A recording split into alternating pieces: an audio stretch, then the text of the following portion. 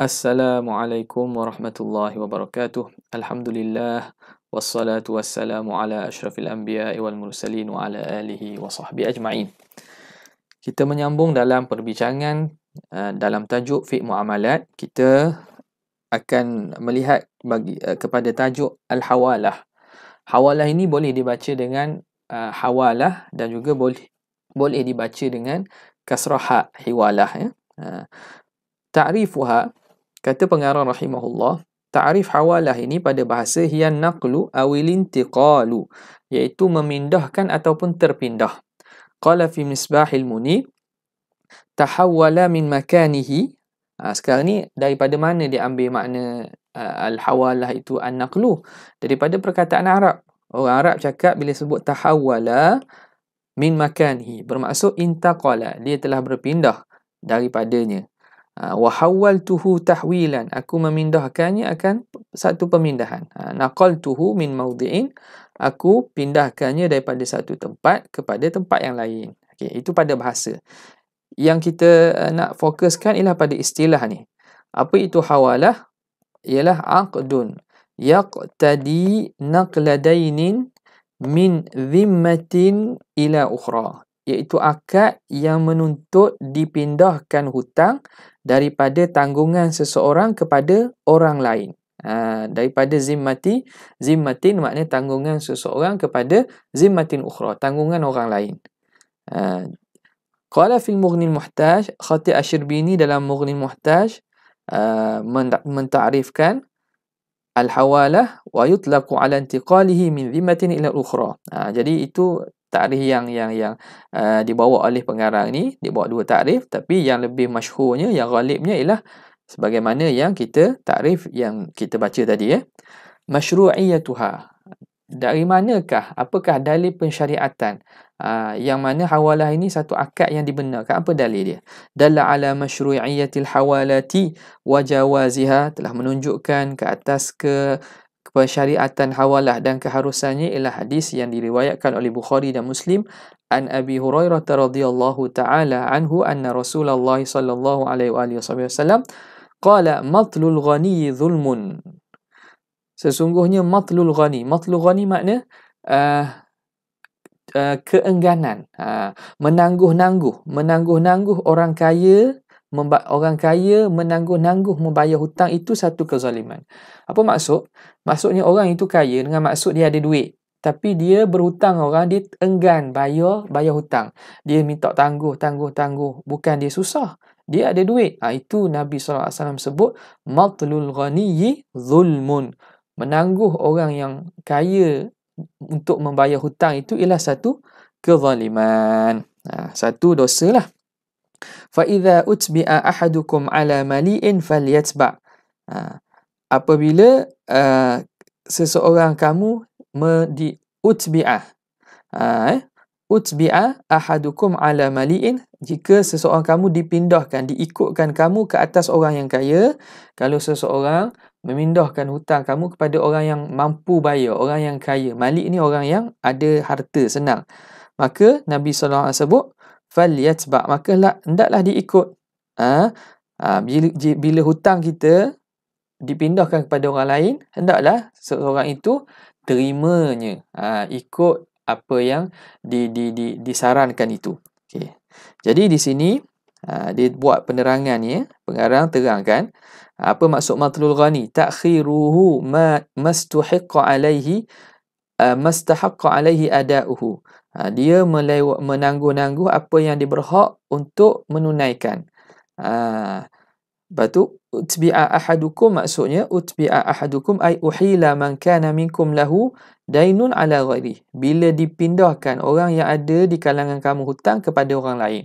Ini menceritakan tentang proses hawalah. Jadi hawalah secara ringkas ialah di mana bila kita seseorang A berhutang dengan B, A berhutang dengan B, B pula berhutang dengan C, B berhutang dengan C. Jadi A berhutang dengan B, B berhutang dengan C. Jadi C minta kembali duitnya daripada B. Dia minta kembali duitnya daripada B lah. Sebab C ni pemiutang. Maka dia minta daripada B. B kata macam ni lah, awak pergi, hutang saya ni saya pindahkan kepada A. Awak pergi minta dengan A. Itu boleh kita ni. Okey. Wa qad ajma'al muslimun, dan hawalah ni telah berlaku ijma' fi mukhtalafi al-usur, pada sepanjang zaman-zaman Islam ini. Para ulama ijma' ala masyru'iyyatil hawalah, atas disyariatkan hawalah ini dah harus. Walam yu'lam mukhalifun fi hadha, dan tidak ada kita ketahui seorang ulama yang menyalahi pada hukum ini. Okey. Kemudian kita terus masuk kepada arkanul hawalah wa syurutuha. Apa rukun hawalah dan syaratnya? Ini penting. Sebab ada beberapa kalimah-kalimah yang mungkin kita kalau tak faham tu akan bertukar. Al-muhil, al-muhal, muhal alaih. Jadi istilah itu jangan tertukar. Pelajar-pelajar kena ambil perhatian kepada istilah yang kita akan bincang ni. Walil hawalati arkanun, bagi hawalah ni ada rukun dia. Taqumu alaiha, yang berdiri hawalah di atas rukun tersebut. Wa tata'allafu minha, yang terdiri daripadanya. Wa kullun min hadhihi al-arkani lahu syurutun, dan setiap rukun itu dia ada syarat dia. Tata'allaku bihi, yang berkait dengannya. Wa ilaika bayanu hadhihi al-arkan, dan inilah kita akan terangkan kita akan terangkan rukun-rukun ini ma'a bayani ma yata'allaku bi kulli minha, dengan diterangkan apa yang berkaitan dengan setiap daripada rukun tersebut daripada syarat-syaratnya. Yang pertama, muhil. Siapa itu muhil? Huwa al-madinu alladhi yuhilu dainahu bidainihi ala ghairihi. Muhil ialah orang yang madin. Orang yang madin. Madin, siapa itu madin? Madin itu orang yang berhutang. Orang yang berhutang. Okey, jadi muhil itu ialah madin. Madin ini ialah penghutang. Penghutang. Dia orang yang berhutang. Alladhi yuhilu, yang memindahkan dainahu, pemiutangnya, bidainihi, dengan hutang-hutang itu kepada orang lain. Itu takrif bagi muhil. Kita buat contohlah sebagai untuk memudahkan kita faham ni. Katakanlah Zaid dia berhutang dengan Ahmad. Ahmad pula berhutang dengan Khalid. Zaid berhutang dengan Ahmad, Ahmad berhutang dengan Khalid. Maka apa nama dia? Zaid ini berhutang.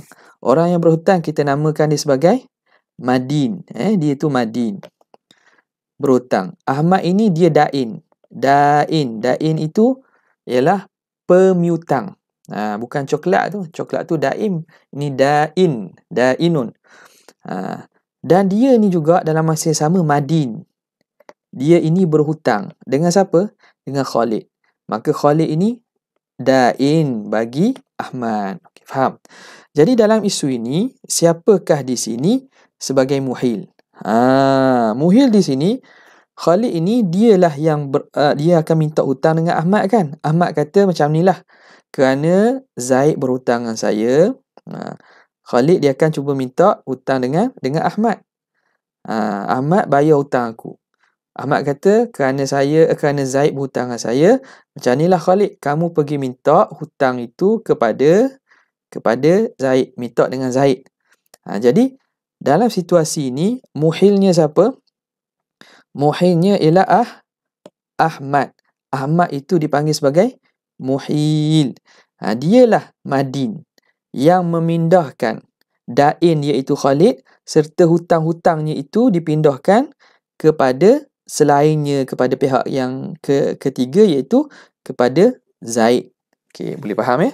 Okey, apakah syarat yang perlu ada pada muhil ini? Wa yushtaratu fihi an yakuna ahla lil aqdi. Mestilah dia tu ahli, orang yang layak untuk berakad. Iaitu mesti akil baligh. Kalau budak-budak ataupun orang gila tak boleh lah. Fala tasihul hawalatu minal majnun, daripada orang gila, wasabi wa ghairi mumayyiz, dan budak yang tidak mumayyiz, li'annahu fi hukmi alladhi la ya'qilu. Habis. Okey. Yang kedua, muhal. Iaitu muhal. Muhal tu siapa? Huwa dainul ladzi yuhalu bidainihi liyastawfiyahu min ghairi madinihi. Iaitu pemiutang, dain ini pemiutang yang dipindahkan dengan hutangnya itu untuk dia sempurnakan daripada orang lain selain daripada penghutangnya. Okay, dalam situasi sini, dalam contoh yang kita bagi tadi, siapakah muhal ni? Muhal di sini ialah Khaliq. Khaliq ni dia itu sebagai muhal. Nampak muhal. Kemudian kita teruskan lagi. Apa syarat muhal? Yushtaratu fihi aidan an yakuna ahlan lil aqdi. Mesti ahli, orang yang ada layak untuk melakukan akad. Ai an yakuna aqilan. Sama sajalah ya. Okey, kemudian yang ketiga, muhalu alaih. Orang yang dipindahkan ke atasnya. Huwallazi yaltazimu bi'ada'id daini lil muhal. Orang yang wajib untuk menunaikan hutang kepada pihak muhal. Orang yang diwajibkan yang mesti untuk langsaikan hutang itu kepada pihak muhal. Siapa dia? Dalam kes contoh yang kita beri tadi, muhal alaih itu ialah Zaid.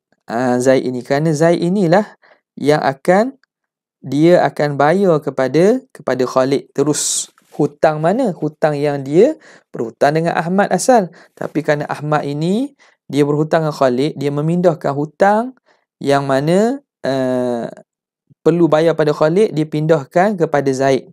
Dia suruh Khalid pergi minta dengan Zaid terus. Boleh Okay, itu proses dinamakan hawalah. Apa syarat dia? Wa yashtaratu fihi, disyaratkan padanya al-aqlu wal bulu, akal dan balik juga. Okey, samalah Yang seterusnya, yang keempat, muhalu bihi. Huwal haqqu alladhi yakunu lil muhal 'ala bila seseorang itu ihalahkan, dia memindahkan untuk yastawfiya ainan, untuk mendapatkan ain barang qaimatan yang masih ada. Kasajadatin, contoh sajadah. Sajadah tempat kapek tu lah untuk sembahyang dan seumpamanya. Au ghassalah, mesin basuh contohnya. Kanat wakalah, maka itu kita panggil wakalah. Contoh dia kata pergi ambil lah, awak pergi ambil daripada Khalid itu, Khalid awak pergi ambil daripada Zaid itu sejadah. Jadi contoh dia hutang sejadah. Awak pergi ambil lah sejadah daripada Zaid. Sebab Zaid pun hutang sejadah dengan saya. Tu orang tak panggil hawalah. Itu jadi wakalah. Kita wakilkan kepada Khalid tadi untuk mengambil barang daripada Zaid. Okay? Itu wakalah, bukan hawalah. Yang kedua, an yakuna dainu laziman. Mestilah hutang itu hutang yang lazim. Lazim maknanya hutang yang dah pasti, dan hutang yang kita kata dah lekat. Hutang yang dah lekat. Bukan hutang yang baru nak buat, tak boleh. Kathamani ba'da taslimil mabi', seperti harga barang selepas diserahkan barang. Wantihai muddatil khiyar, dan selesainya tempoh khiyar. Bila selesai tempoh khiyar, maka perpindahan barang berlaku. Maka perpindahan bayaran pun berlaku. Kalau bayar tu secara hutang, maka berlakulah hutang di atas bayaran barang.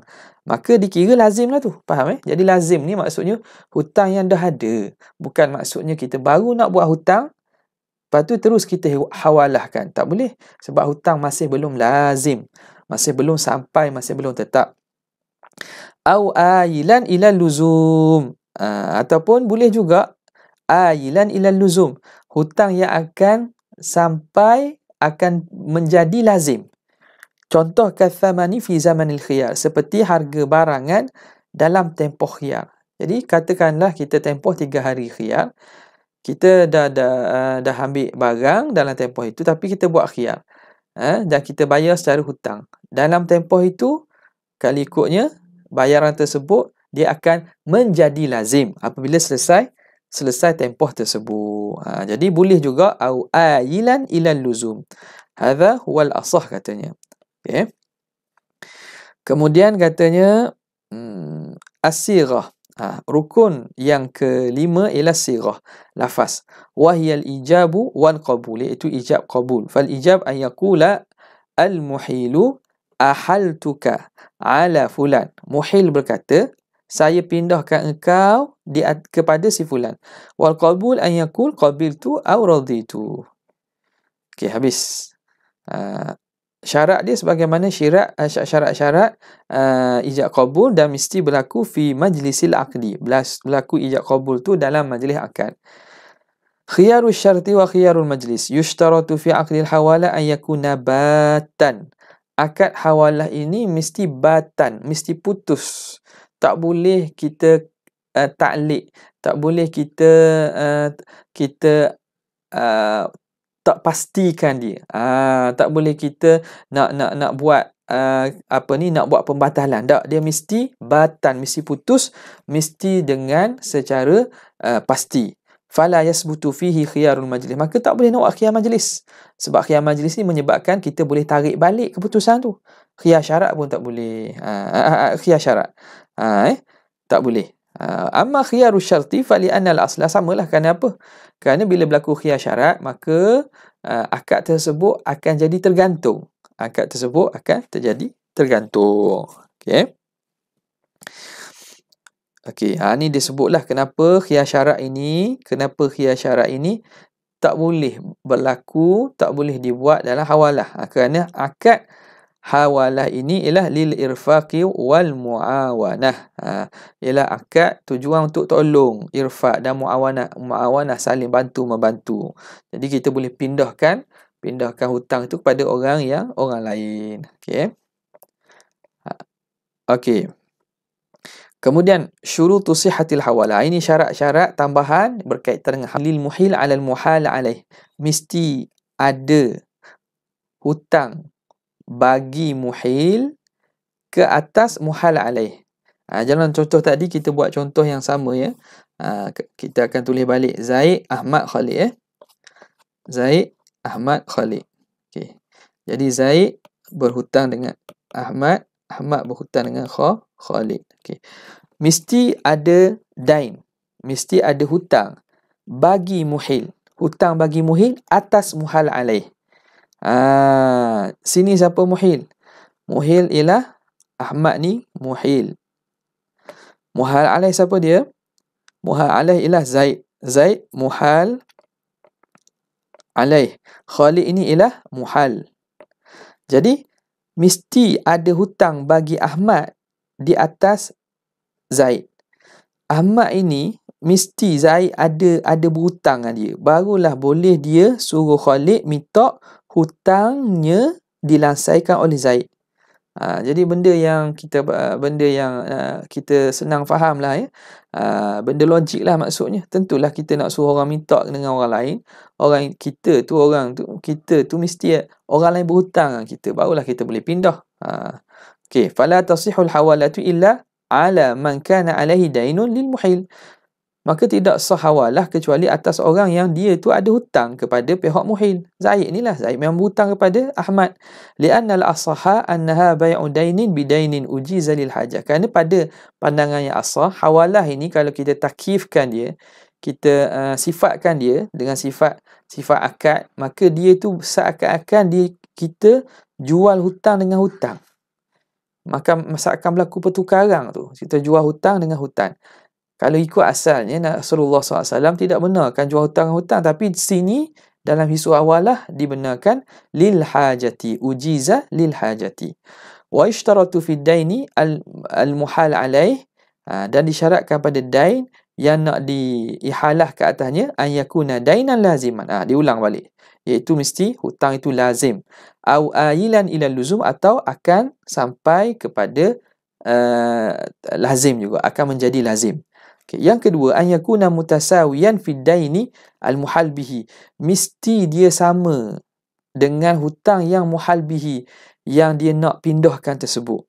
Hululan wa ajalan. Dari segi halan, hutang tersebut telah sampai tempoh, wa ajalan, dan hutang tersebut ditangguhkan.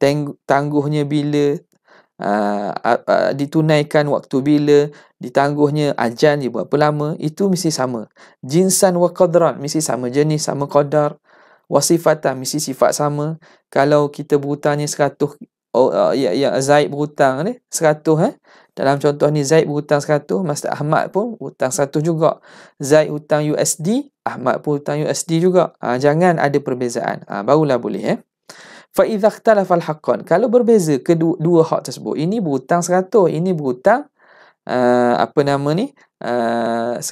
USD, ini 100 ringgit, maka lam tasih al-hawalatu, tidak sah hawalah, li'anna al-hawalah aqdu muawadatin lil irtifaq, itu akad muawadah tapi tujuannya untuk irtifaq, untuk memudahkan dan membantukan. Ujizat lil hajah, yang diharuskan kerana hajat, dan untuk tujuan ta'awun, saling bantu membantu. Okay. Wa kadzalika al-hawalatu tajri majra al-maqasah. Ini kita apa nama ni? Sambungan daripada tadi je lah, penerangan berkaitan dengan syarat ini. Mestilah dia kata hutang tersebut, kedua-dua hutang tersebut mutasawiyan, hululan wa ajalan, jinsan wa qadran wa sifatan. Di situ mesti sama kedua-dua hutang itu. Yang kedua, ridha atrafil hawalah, al-muhil wal muhal wal muhal alaih. Mesti redha pihak-pihak yang melakukan hawalah, ketiga-tiga orang tadi. Muhil, muhal dan muhal alaih. Kenapa? Ini dia illah dia. Amal muhil fali anna lahu ifa'ul haq alladhi fi dhimmatihi min haitsu syaa. Kerana muhil ini dia boleh menunaikan hak dalam tanggungannya daripada apa-apa cara yang dia nak. Falahu an yufi dainahu binafsihi, dia boleh tunaikan pada pemiutangnya dengan diri sendiri. Walahu an yufiahu biwasitati madinihi, dia juga boleh untuk apa nama ni, menunaikannya daripada pihak madinihi, pihak penghutang, orang yang berhutang dengannya. Jadi sebagaimana dia sendiri boleh untuk membayar hutang, maka dia pun apa salahnya untuk dia membayar hutang tersebut melalui orang yang berhutang dengannya. Okey, jadi muhil ini, dia boleh dia nak tunaikan hak dia daripada sesiapa yang dia nak lah, binafsihi, dengan diri dia, ataupun biwasitati madinihi, dengan perantaraan orang yang berhutang dengan dia. Ini semua illah ataupun sebab kenapa disyaratkan redha pihak-pihak yang terlibat dalam hawalah ini. Wa amal muhal, adapun muhal, faqad ishturita ridahu, disyaratkan redha hatta tasihal hawalah, supaya hawalah tu jadi sah. Kenapa? Li'annahu sahibul haq, dia yang mempunyai hak. Dalam kes tadi ialah kita kata Khalid itu kan yang perlu Ahmad tunaikan hutang dia kepada Khalid, tapi Ahmad pindahkan kepada Zaid. Okey. Amal muhal alaih fala yushtaratu ridahu, adapun muhal alaih dalam kes kita tadi ialah Zaid, yang mula-mula tu berhutang tu Zaid, itu muhal alaih, maka fala yushtaratu ridahu, itu tidak disyaratkan redha, li anna al-haqqa alaihi la lahu, kerana hak itu atasnya, makna hak itu dia wajib tunai. Dia tak ada hak pun orang kena tunaikan kepada dia, kerana dia tu yang berhutang. Maka apa-apa keadaan pun dia terpaksa bayar hutang dia itu. Okey. Habis. Yang seterusnya ialah yushtaratu li sihhatil hawalati an ya'lama al-muhilu wal muhalu bidaini al-muhali bihi. Muhil dengan muhal kena tahu hutang yang dia nak pindahkan. Muhal tahu hutang al-muhal bihi, wadain al-muhal alaih. Okey. Jadi dalam kes tadi Zaid berhutang dengan Ahmad, Ahmad dengan Khalid. Okey, di sini kedua-dua pihak, muhil dengan muhal ini, Ahmad dan juga Khalid. Ahmad ini muhil, Khalid ini muhal. Okey, jangan bertukar ya. Jadi apa hutang ada kat mana? Hutang ada sini satu hutang, ini satu hutang. Jadi hutang ad-dain al-muhal bihi. Ad-dain al-muhal bihi. Hutang ni yang nak ditukar kepada hutang ni. Ini dia panggil ad-dain al-muhal bihi. al-muhal bih. Yang ni ad-dain al-muhal alaih. Yang ni, dain ini, hutang ini yang akan ditukar dengan dain al-muhal alaih. Faham tak? Jadi, kedua-dua Ahmad dan Khalid ini mesti dia kena tahu berkaitan dengan kedua-dua hutang ni. Kenapa? Kerana kita sebut tadi antara syarat dia mesti kedua-dua hutang itu sama, mutasawiyani. Dua-dua itu sama, qadran wa sifatan wa jinsan. Okey, habis. Hukmul hawalah. Hukum hawalah. Hukum di sini maksud apa?